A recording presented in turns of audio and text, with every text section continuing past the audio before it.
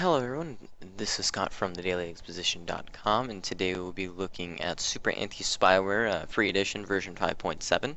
We'll be going over some of the changes that they've made in recent times, and we're going to see what it is that is actually changed that's about time that they actually did right this time with their changes. So we're going to double click and launch Super Anti-Spyware. The program user interface is not changed much, sadly. I was never a fan of this. I was never a fan of the way that this looked, but it doesn't change the fact that the program is still very effective.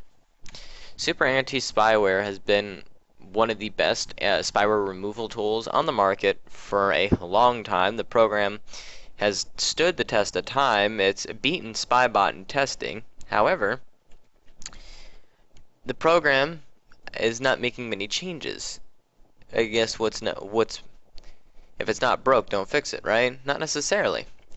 Super Anti-Spyware is becoming outdated with its user interface, and as programs and anti-malware programs like 360, Norton, and other security companies are becoming more broad with malware, and they're allowing spyware and all these other things that Super Anti-Spyware is going to pick up, well, what's it going to do? If you didn't know, and I didn't cover this last time, Spybot in version 2.0 decided to add, no, 2.1 or 2.1 decided to add a antivirus engine to it, and it's the Bitdefender engine. They use their engine, but they are not using their signatures. Essentially, they get access to the Bitdefender database, but they themselves do not have the signatures for the zero-day protection. It was a smart move, definitely, because the program needed additional protection for people willing to buy it. Why have Spybot running with Bitdefender Total Security and have a lot of extra RAM being used when you can just run Bitdefender Total Security and it should do just the same job? So Super Anti-Spyware has actually come up to that point in a couple, maybe not this year, but by the next year, I don't know how the program is going to perform if they don't make any changes. But that's not what we're talking about. Super Anti-Spyware has made some changes, especially with its launch. If you go into the start screen, you can get a Super Anti-Spyware alternative start. This is an alternative start for the Super Anti-Spyware program, and it's generally when malware already knows where Super Anti-Spyware starts. This is almost the equivalent of Malwarebytes in its chameleon, which is essentially the chameleon is meant to disguise Malwarebytes as not being Malwarebytes to any malware that may actually be on there. That way it can launch properly and not be intercepted by any programs that are trying to prevent it from running. The basic tools are still here. You have your scan times, quick, complete, critical point, custom, enable rescue scan, highly. Don't use this unless you know your computer's in a lot of trouble, because it does have a high false positive rating, and meaning it'll pick up programs that may be legitimate, and if you delete them, it'll cause the programs to no longer work, and therefore you have to reinstall it. But don't use this unless your computer's in a high alert state. Now we have some additional tools. This is the new. It's not new, but it's a nice little layout. It allows you to access your quarantine, your scan logs, persistent file removal. In other words, for instance, a program that when you uninstall it or something that keeps coming back and you don't know why it keeps coming back, it'll keep trying to delete them. Preferences, you can configure your Super Anti-Spyware. Real-time detections are items that were blocked by Super Anti-Spyware's real-time protection if you have the paid version. Task schedule, you can schedule your scans and your automatic updates. Repairs are able to fix basic registry issues on Windows.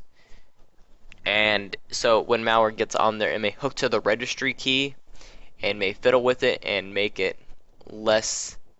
It'll just mess it up, and this is an attempt to fix it. Uninstall unwanted programs. Will scan for programs that you may not want, and it may find them as pups. It had found 2 for IOBit Unlocker, IOBit Uninstaller, and IOBit Unlocker. Those are nothing. submit malware samples. You can send malware. You can send malware to Super Anti-Spyware. So if you believe you have a malicious file that it's not detecting, you can submit it via this, and they'll analyze it. And if it's counted as malware in the next patch, they will send it out as such. And Super Delete File Removal. Delete difficult to remove files from your system. This is a good one. Sometimes with files that are left from malware, they will not be deleted. You'll always get an error that says Windows does not. It'll be like when you go to delete it, it's going to keep running in an infinite loop of you need to give administrative approval to delete it, but it won't be deleted, and it can't be deleted. But you've already uninstalled the program, and the file shouldn't have anything hooked to it still. This is a way of doing it. It's also similar to Unlocker. Unlocker is a free open. It's not open source, I don't believe it is, but it's a free program that allows you to almost bypass what Windows is saying and delete them anyways. But yeah, that's definitely good if you find files from something that was left over. Preferences, we can go in here and check the settings real quick. Here's your configuration settings. If you want, you could the ones that you're gonna need: integrate with the Vista Security Center. This one, this one, this one. This is when you're gonna, if you have real-time protection, click this one to start Super Anti-Spyware. Startup scan. Do not scan when Super Anti-Spyware starts. You can start a quick scan.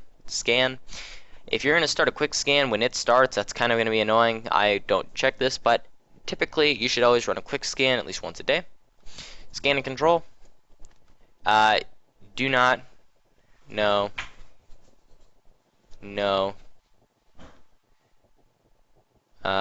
Close the browsers. Scan for tracking cookies. Resolve links. Scan alternate data streams. Terminate memory threats before quarantining. Check that. Yep. Go to your real-time protection. Enable the real-time protection, and then click for the first chance prevention. Is basically it's going to scan your computer before it shuts down and before it starts up. Basically, for the best setting, click enable. I can't do it because it's the free version. Click enable.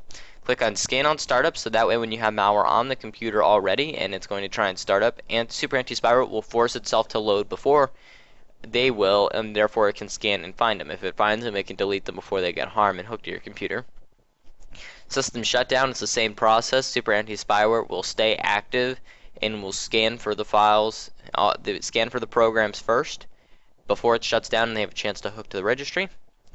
Scan system services. This is going to be scanning all the services that we're running. Always have this one checked. Go to your hijack protection. Protect your home page. Changes. Display notification when it's changed. If it's being changed, click on this, so that way it'll give you a warning. And protect home page. Mine is always going to be Google, but if you use MSN or whatever your home page is, definitely put the website URL here. Updates. Automatically install application updates is recommended. I would change this from 5 days to 1 day. Schedule definitions updates. I would say it's not the free version. Definition updates. Always check for once a day at least. And that's about all you can really configure here. Task scheduler. Again, make sure you do 1 quick scan a day. My general rule of thumb is 1 quick scan a day. Well, you won't even need to schedule those because of your startup and ending settings. But make sure you're always doing 1 scan a day and 1 full scan a week. That's what I do. And that's actually about all you can really configure with Super Anti-Spyware. The program itself is not complicated by any means. But you just gotta, it's a great program. It's a great free version software. If you're going to pay for it, make sure you follow the settings that I gave you. And if you're not gonna bother paying for it, no problem. But the program itself, I'm not seeing the purpose of it anymore. Let's check how much it's using right now of my memory. Task Manager, Bandicam is gonna be used the most because that's what I'm using to record. Then there's 360. I'm using 7.6 and there's no real-time protection.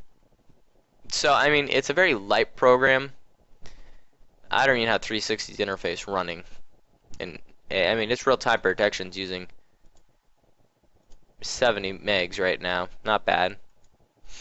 But Super Anti-Spyware, legendary anti-spyware software, great for everyone who needs a anti-spyware protection or deems that it's necessary. I don't see the necessary point of it anymore, but it is additional security, and I would recommend using. Make sure your computer is always as safe as it can, but do not have it hinder your performance. In other words, your computer is great if it's secure and locked up, but if your performance is being hindered and you can't get a job done, what's the point? The things you should be using: an antivirus, a firewall, and then additional items would be something like Super Anti-Spyware or Spybot. An anti-key logging software is also good. That's truly about all I could ever see you needing. Malwarebytes anti-exploit. Now that it's out of beta, I would recommend using that. Great thing is essentially, as opposed to scanning for the vulnerability, not the vulnerability, the exploit on the computer, is going to prevent it in the first place. But yeah, Super Anti-Spyware, legendary anti-spyware software, great for scanning. But as it stands, version 5.7, I'm not seeing much change that I am pleased with. So thank you very much for watching. Please stay tuned for another video. If you have any questions, comments, or concerns, put them in the comments below and I'll get back to you on them. Thank you very much for watching, and goodbye.